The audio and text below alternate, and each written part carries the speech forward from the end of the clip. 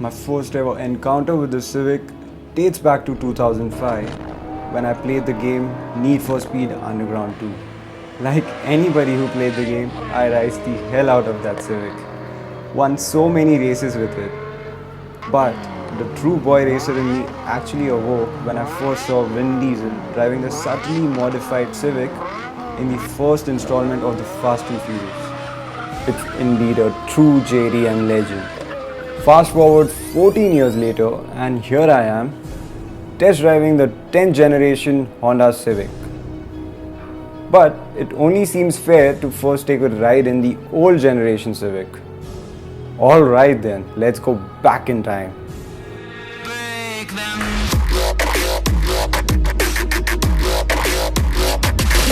Hi guys, I'm Saurabh and I'm sorry that I'm yelling because the VTEX just kicked in. This is the 8th generation Civic. It's got 1.8 liter petrol engine and a manual variant. Wow! And I'm so lucky to be driving a manual one. This car is just phenomenal. When Honda gave us the Civic, it was far ahead of its time for the Indian market. Till date, its smooth design still holds a charm of its own.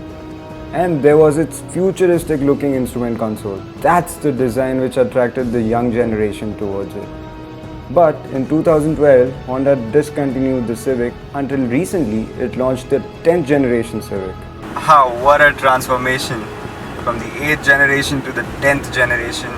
Ladies and gentlemen, behold the all new Honda Civic. And do you know what's the best part about it? Its underbelly doesn't scrape on speed breakers anymore. I really like the design of the new Civic.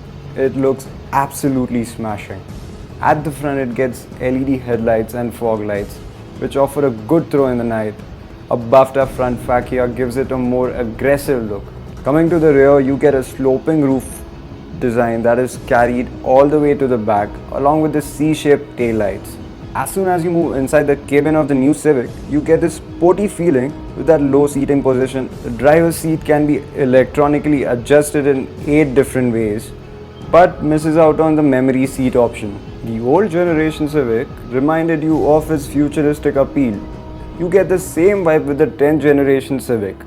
As you switch on the engine, the digital instrument cluster illuminates with that elegant blue light theme in the background. You can keep track of music, radio, Bluetooth and vehicle information.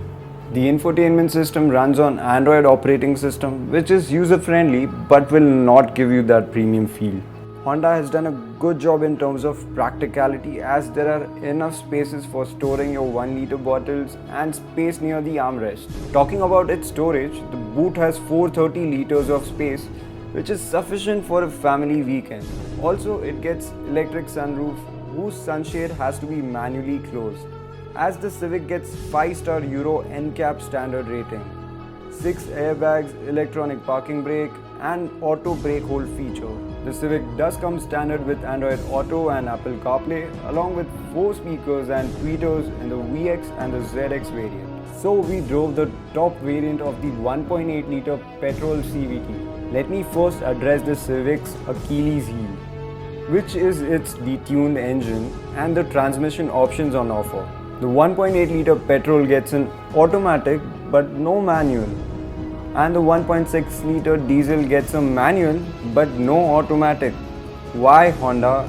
If not for a better engine configuration, at least some options to choose from like a manual gearbox for petrol and auto gearbox for diesel. However, the Civic still manages to surpass all my expectations. The amount of fun that I had driving it across sharp turns was super fun. It sure handles like a beauty. Every time you get a feeling that you can churn more out of it. That's one aspect where the Civic stays true to its heritage. This is mainly due to the fact that the steering wheel's accuracy is spot on. As long as you know where you want the car to go, it will go. This does not compromise on the Civic's ride and comfort as the suspension on it is softly tuned for better city driving. Coming back to the engine, the naturally aspirated 1.8 liter petrol engine is mated to the CVT gearbox. Now if you're talking about driving convenience, the lane watch assist feature on the ZX variant can be activated on the turn indicator stalk, or when you give the left turn signal, it activates automatically.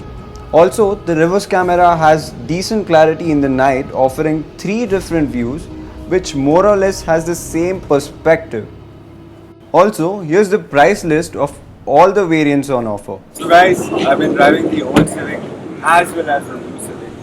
So there have been a lot of changes in the new Civic. This is an old new generation of the new Civic, which is the 10th one. But the changes are far more significant in terms of performance as well and interior design. This car is still futuristic in looks, but it still has some chinks in its armor. For example, the diesel automatic is missing, and they have not provided a petrol manual, which is, I feel, for an enthusiastic point of view, is again a letdown by Honda. But I'm keeping my fingers crossed, since they've got the Honda 10th generation Civic to India finally. They might also get someday the Type R, and which I enthusiastically feel that it should come someday to India. Until then, you drive safe. I'm Saurabh signing off from the wiht. Bye.